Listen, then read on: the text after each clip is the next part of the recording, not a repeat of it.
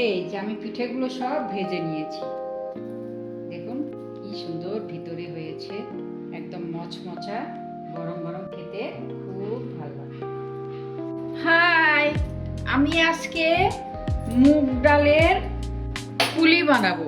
তার জন্য আমি মুগ ডাল ধুয়ে নিয়েছি। এখানে একটা পাত্র নিয়েছি, এর মধ্যে আমি মুগ ডালগুলো সেদ্ধ করে নেব।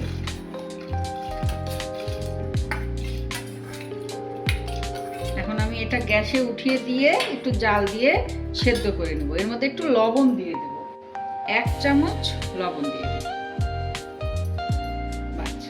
এখন আমি একটু সেদ্ধ করতে গ্যাসে উঠিয়ে দেব।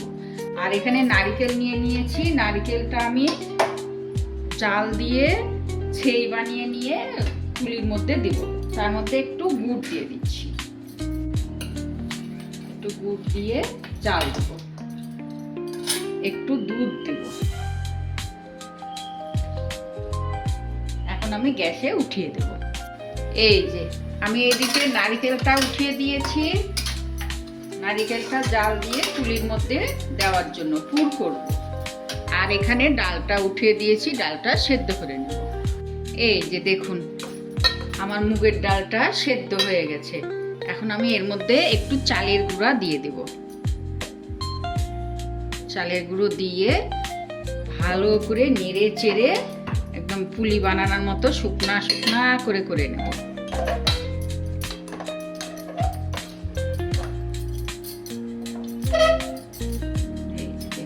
কি সুন্দর হচ্ছে, এটা দিয়ে এখন আমি বানিয়ে নেব। শুকনা করে নিতে হবে, নাহলে বানানো যাবে না, না তার জন্য। হয়ে গেল আমার এটা। এই যে দেখুন আমি নারকেলের মিশ্রণটা সুন্দর করে করে নিয়েছি, এটাও হয়ে গেছে। আমি এখন এটা একটা পাত্রে নামিয়ে নেব, নিয়ে পুলির মধ্যে ভরে ভরে দিয়ে পুলি পিঠাটা বানিয়ে নেব। মুগের ডালের পুলি পিঠে। এই যে দেখুন আমি মুগ ডালের মিশ্রণটা করে নিয়েছি, আর এখানে নারকেলের পুরটাও বানিয়ে নিয়েছি। এখন আমি এই মুগ ডালটা একটু একটু করে পুলি পিঠা বানিয়ে নেব। যেমন ছোট ছোট করে একটু হাতে ডলে নেব, ডলে নিয়ে একটু চালের গুঁড়ো হাতে লাগিয়ে এরকম করে আমি বানিয়ে নেব।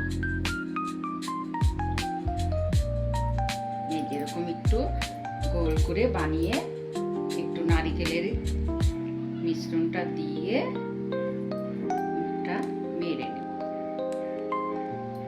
এইভাবে ধীরে ধীরে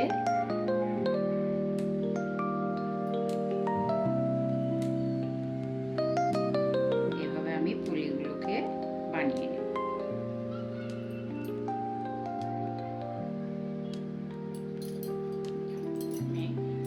এইভাবে সবগুলো পুলি বানিয়ে নেব, একটু হাতে ডলে নিয়ে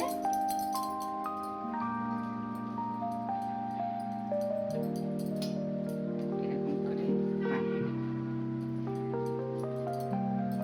একটু নারকেলের এটা মাঝখানে দিয়ে হাত দিয়ে টাবিয়ে চারিদিকে আটকিয়ে দেব।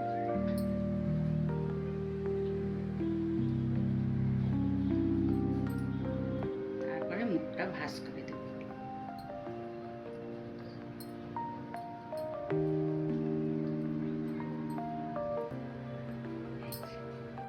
এই যে সবগুলো পিঠে আমার বানানো হয়ে গেল। দেখুন কি সুন্দর করে বানিয়ে নিয়েছি সবগুলো পিঠে।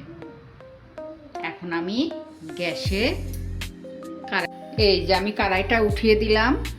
এখন আমি এর মধ্যে সয়াবিন তেলটা দিয়ে দেব, একটু বেশি তেল লাগবে।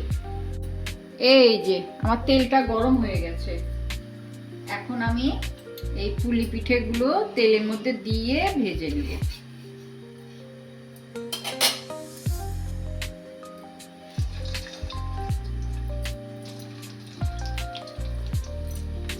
অল্প অল্প করে দিয়েই ভাজতে হবে।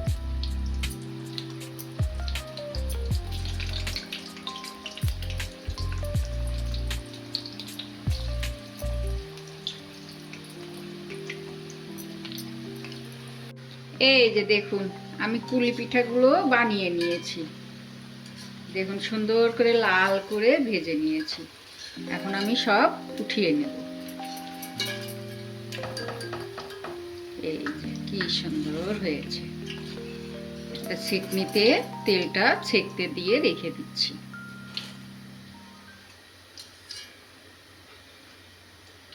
এই যে দেখুন কি সুন্দর হয়েছে।